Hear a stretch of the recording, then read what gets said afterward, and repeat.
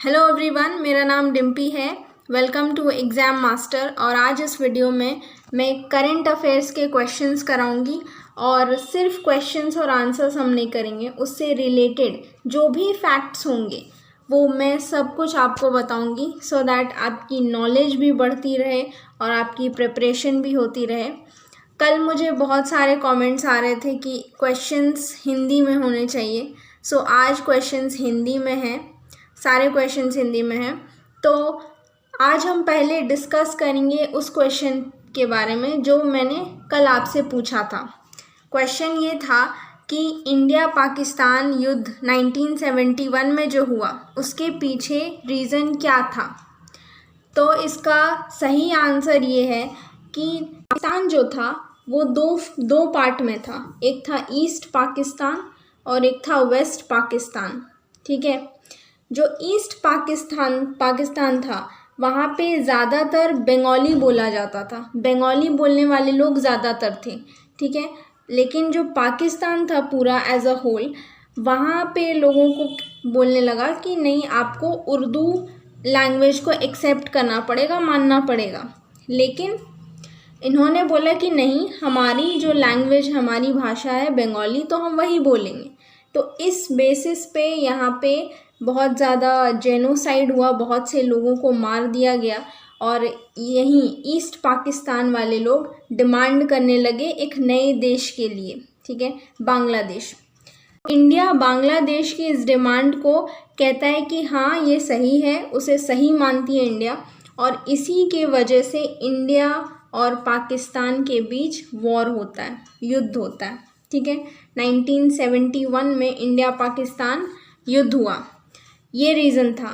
और इसी साल 1971 में इसी युद्ध के दौरान बांग्लादेश को आज़ादी मिली। ठीक है, तो एक नया देश बना बांग्लादेश, वही ईस्ट पाकिस्तान बाद में बांग्लादेश बन गया। किसके सपोर्ट से? इंडिया के सपोर्ट से, क्योंकि इंडिया ने लड़ा था बांग्लादेश के सपोर्ट में कि बांग्लादेश को अलग करना चाहिए। तो इसीलिए इंडिया पाकिस्तान युद्ध होता है 1971 में। इसका करेक्ट आंसर बहुत से लोगों ने दिया है, तो मैं उसका नाम, मैंने कहा था कि मैं मेंशन करूँगी। तो जिन लोगों ने सही जवाब दिया उनके नाम है, बहुत सारे थे लोग, मैंने सिर्फ 5 चुने हैं। पहला है आयुषी भार्गव, दूसरे जितेंद्र कुमार, करुणा गुप्ता, आलोकपति त्रिपाठी, निशिता गुप्ता। ठीक है, ये 5 लोग थे जिन्होंने सही जवाब दिया। बढ़ते हैं अपने पहले क्वेश्चन की ओर। तो हमारा आज का पहला क्वेश्चन है, दुनिया का ऐसा पहला देश जो हज प्रक्रिया को पूरी तरीके से डिजिटल बनाने वाला बना।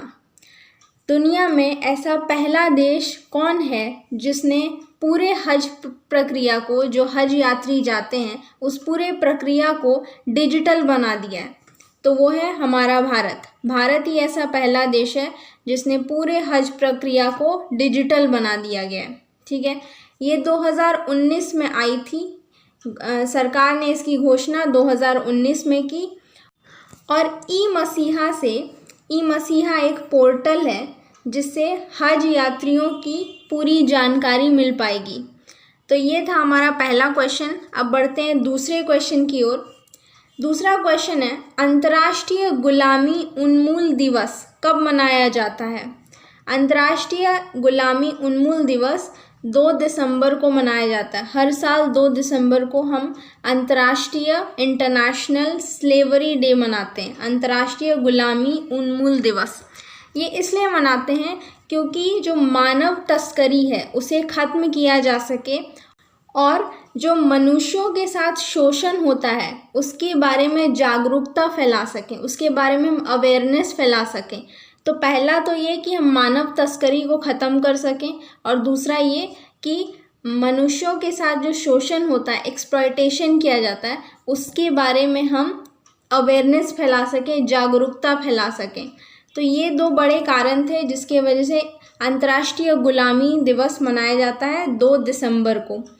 और जो अंतर्राष्ट्रीय श्रम संगठन है उन्होंने कहा है कि 140 मिलियन लोग अभी भी गुलाम हैं तो ये अपने आप में बहुत ही शर्मनाक बात है, क्योंकि 140 मिलियन लोग आज आज़ाद नहीं हैं, आज वो गुलाम हैं। ये अंतर्राष्ट्रीय श्रम संगठन ने, इंटरनेशनल लेबर ऑर्गेनाइजेशन ने अपनी डेटा में बताया है। तो हमारा अगला क्वेश्चन है, हाल ही में भारत की महालेखा नियंत्रक का मतलब हो गया कंट्रोलर जनरल ऑफ अकाउंट्स। महालेखा नियंत्रक, कंट्रोलर जनरल ऑफ अकाउंट्स कौन बनी है? हाल ही में भारत की महालेखा नियंत्रक कौन बनी है? तो controller general of accounts Bharat की सोमा रॉय बर्मन बनी है। ठीक है, सोमा रॉय बर्मन 24वीं महालेखा नियंत्रक बनी है। ठीक है, कंट्रोलर जनरल ऑफ अकाउंट्स 24वीं महालेखा नियंत्रक बनी है सोमा रॉय बर्मन। ये है सोमा रॉय बर्मन जी, जो इस वक्त की महालेखा नियंत्रक हैं, that is controller general of accounts. और ये किस मंत्रालय के अंतर्गत आता है? तो ये आता है वित्त मंत्रालय के अंतर्गत। ठीक है, मिनिस्ट्री ऑफ फाइनेंस, वित्त मंत्रालय या फिर मिनिस्ट्री ऑफ फाइनेंस के अंतर्गत ये आता है। अगला क्वेश्चन है, 2019 में ज्ञानपीठ पुरस्कार किसे दिया गया? 2019 के लिए ज्ञानपीठ पुरस्कार किसे दिया गया है? तो उसे दिया गया है अक्कीतम अच्युतन नंबूदरी जी को 2019 में ज्ञानपीठ पुरस्कार दिया गया है। ये हो गए आपके अक्कीतम अच्युतन नंबूदरी, जिन्हें 2019 का के लिए ज्ञानपीठ पुरस्कार दिया गया है। ये एक इंडियन पोएट हैं, भारतीय कवि हैं ये। ठीक है, इंडियन पोएट है और ये कहाँ से है? तो ये है केरला से। ठीक है, ये केरला से हैं। अगला क्वेश्चन है, राष्ट्रीय दुग्ध दिवस यानी कि नेशनल मिल्क डे, राष्ट्रीय दुग्ध दिवस किसके जन्म दिवस पर मनाया जाता है? किसके जन्मदिन पर राष्ट्रीय दुग्ध दिवस यानी कि नेशनल मिल्क डे मनाया जाता है? तो ये मनाया जाता है डॉक्टर वर्गीस कुरियन के जन्म दिवस पर राष्ट्रीय दुग्ध दिवस मनाया जाता है। और ये हो गए आपके डॉक्टर वर्गीस कुरियन जी, जिनके जन्म दिवस पर नेशनल मिल्क डे यानी कि राष्ट्रीय दुग्ध दिवस मनाया जाता है। और ये मनाया जाता है 26 नवंबर को। ठीक है, 26 नवंबर को राष्ट्रीय दुग्ध दिवस हम मनाते हैं। ये जो डॉक्टर कुरियन जी हैं, इनको बोला जाता है श्वेत क्रांति के पिता। ठीक है, श्वेत क्रांति के पिता के नाम से ये जाने जाते हैं। अगले क्वेश्चन की ओर बढ़ते हैं। अगला प्रश्न है, यासुहिरो नाकासोन का निधन हुआ है। अभी हाल में यासुहिरो नाकासोन नाम के एक व्यक्तित्व का निधन हुआ है। तो वह किस देश के प्रधानमंत्री थे? तो ये जो है यासुहिरो नाकासोन, यह किस देश के प्रधानमंत्री थे? तो ये जापान के प्रधानमंत्री थे। ठीक है, ये हो गए यासुहिरो नाकासोन, जो जापान के प्रधानमंत्री रहे हैं, जापान के पीएम यानी कि प्रधानमंत्री, प्राइम मिनिस्टर रहे हैं। जापान के इस वक्त के प्राइम मिनिस्टर या प्रधानमंत्री कौन है? तो वो हैं शिंजो आबे। और जापान का कैपिटल या फिर जापान की राजधानी क्या हो गई? तो जापान की राजधानी हो गई टोक्यो। ठीक है, टोक्यो इसकी राजधानी हो गई। और इसकी करेंसी क्या हो गई जापान की? तो जापान की करेंसी हो गई जापानीज येन इसकी करेंसी हो गई। करेंसी, कैपिटल और इस वक्त के प्रधानमंत्री, ये तीनों आपको याद रखना है, इम्पॉर्टेंट है, हर कॉम्पिटिटिव लेवल के एग्ज़ाम्स में पूछा जाता है और स्पेशली वो जो न्यूज़ में हो। ठीक है, अगला क्वेश्चन है, कृषि सांख्यिकी का 8वां अंतर्राष्ट्रीय सम्मेलन कहाँ हुआ? कृषि सांख्यिकी का 8वां अंतर्राष्ट्रीय सम्मेलन हुआ दिल्ली में। ये हुआ था 18 नवंबर से 21 नवंबर के बीच। ठीक है, 18 से 21 नवंबर 2019 में कृषि सांख्यिकी का 8वां अंतर्राष्ट्रीय सम्मेलन हुआ दिल्ली में। अगला क्वेश्चन है, जापान ने भारत में अपना राजदूत, ये का नहीं होगा यहाँ पे, गलत है। जापान ने भारत में अपना राजदूत किसे बनाया है? तो जापान ने भारत में जापान का राजदूत कौन बना है इस वक्त?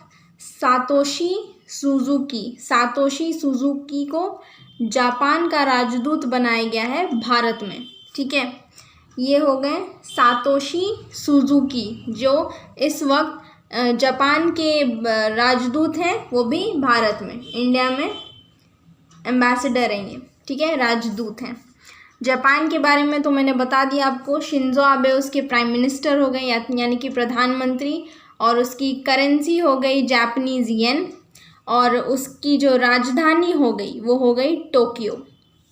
बढ़ते हैं अगले क्वेश्चन की ओर। FSSAI ने किस रेलवे स्टेशन को ईस्ट राइट स्टेशन प्रमाणित किया है? ठीक है, FSSAI ने किस रेलवे स्टेशन को ईस्ट राइट स्टेशन प्रमाणित किया है? तो FSSAI ने मुंबई सेंट्रल रेलवे स्टेशन को ईस्ट राइट स्टेशन प्रमाणित किया है। FSSAI का फुल फॉर्म क्या हो गया? भारतीय खाद्य सुरक्षा और मानव प्राधिकरण। तो FSSAI का ये फुल फॉर्म हो गया, भारतीय खाद्य सुरक्षा और मानव प्राधिकरण। तो फुल फॉर्म आप याद रखिएगा। अगला क्वेश्चन है, जो आज का लास्ट क्वेश्चन है, भारतीय संविधान दिवस कब मनाया जाता है? तो भारतीय संविधान दिवस हम मनाते हैं 26 नवंबर को। हर साल 26 नवंबर को हम भारतीय संविधान दिवस मनाते हैं। अब सवाल है कि 26 नवंबर को हम भारतीय संविधान दिवस मनाते हैं, लेकिन क्यों मनाते हैं? तो इसका जवाब है कि 26 नवंबर 1949 को भारतीय संविधान सभा ने भारतीय संविधान को अपनाया था। ठीक है, 26 नवंबर 1949 को भारतीय संविधान बनके तैयार हो गया था, और इसी दिन 26 नवंबर 1950, एक साल बाद, ठीक है, 26 नवंबर 1950 को 1950 को ये लागू कर दिया गया। तो इसीलिए हम भारतीय संविधान दिवस मनाते हैं हर साल 26 नवंबर को। अब एक लास्ट सवाल जिसका जवाब आपको देना है। कल भी मैंने पूछा था तो आज भी मैं पूछ रही हूँ। मैंने बताया कि 2019 में ज्ञानपीठ पुरस्कार मिला अकीतम अच्युतम नंबूदरी जी को। ठीक है, तो आपको बताना है कि पहला ज्ञानपीठ पुरस्कार किसको दिया गया था। ठीक है, पहला ज्ञानपीठ पुरस्कार किसे दिया गया था, और ज्ञानपीठ पुरस्कार किस चीज़ के लिए दिया जाता है। ठीक है, तो आपको इन दोनों सवाल का जवाब कमेंट सेक्शन में देना है, और जो भी सही जवाब देगा उसका नाम मैं कल फिर से मेंशन करूँगी कल के वीडियो में। तो आज के लिए बस इतना ही। अगर आपको ये वीडियो अच्छा लगे तो प्लीज़ लाइक कर दीजिए, शेयर कीजिए, और कमेंट करके मुझे बताइए आपके ओपिनियन। कल जैसे मुझे मिले कि हिंदी में क्वेश्चंस चाहिए तो मैंने आज इम्प्लीमेंट किया, तो वैसे ही अगर कुछ प्रॉब्लम्स हैं इस वीडियो में तो आप बताइए, मैं फिर से कल इम्प्लीमेंट करूँगी, इम्प्रूव करूँगी। एंड चैनल को सब्सक्राइब कर दीजिए। तो I will see you tomorrow. Thank you for watching this video.